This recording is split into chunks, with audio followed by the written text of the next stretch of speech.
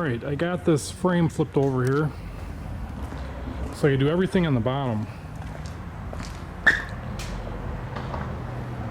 Should just take me a fraction of the time the rest of all this did. But I gotta get up in these channels here. Well, underside of all this. So I'm not gonna do the underside of these because I'm gonna put my jack stand right here. I can always mask that off and paint it later if I feel like it, or if I gotta do a spring change, I might have this arm off again. I'll paint it at that point. Cleaning her up, and this is kind of a bad example, but I think there was like a semi-gloss, maybe factory black paint under it. You could tell better on this side, but it buffed all right off. So I'm just gonna give you guys another example before and after of weld spatter cleanup.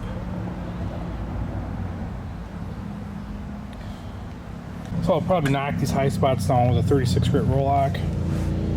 Then maybe go over with a 120 and then the wire wheel. We'll see how this polishes up.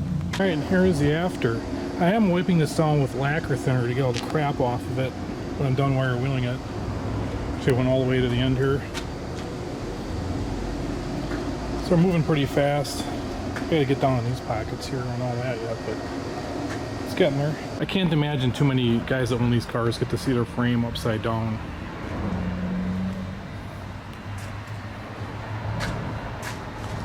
It was a ton of wire wheeling and sanding on this deal. I wiped it down about 3 times with lacquer thinner now. Probably wiped down a couple more before I paint it. I ended up going over the flat spots with a 220 DA, trying to get rid of any scratches from like Roloc sandpaper wheels.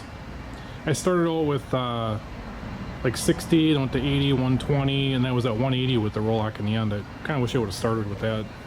It's kind of tough getting in there, but those came out really nice. Alright, I've done all the cleaning I'm going to do on this frame. I got it way up in the air here, because when I painted that trailer, I was rolling around in paint on the ground, and that kind of sucked.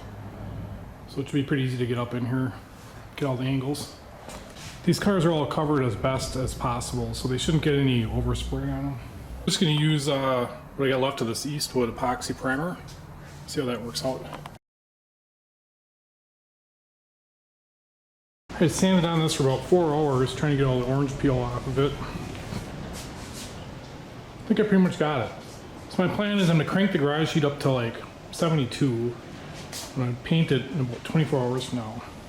So I don't know if it had something to do with this frame being too cold or what. I waited a day to paint it because it's crazy windy out. And I got this primer to lay down pretty good.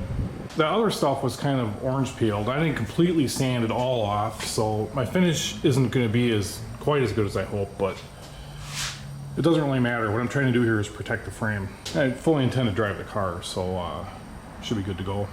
So this is kind of like 2 coats of epoxy primers on it now. And then I'm gonna go with the Summit Chassis Shield. It's like a 2-part single stage paint. Went that direction so it'd be easy to touch up. So I've used the last of my Eastwood epoxy primer. I think that's a good product, but they're all pricing themselves. I went to replace it and it was like $185 for a gallon of each. And this setup here is like $100. I think someone puts in the effort to make stuff affordable for you, especially with these paints. I'll be letting this dry for probably 4 days before I even attempt to paint it. Once it's dry, I'll probably scuff it with this super fine Scotch-Brite and then send it with the paint.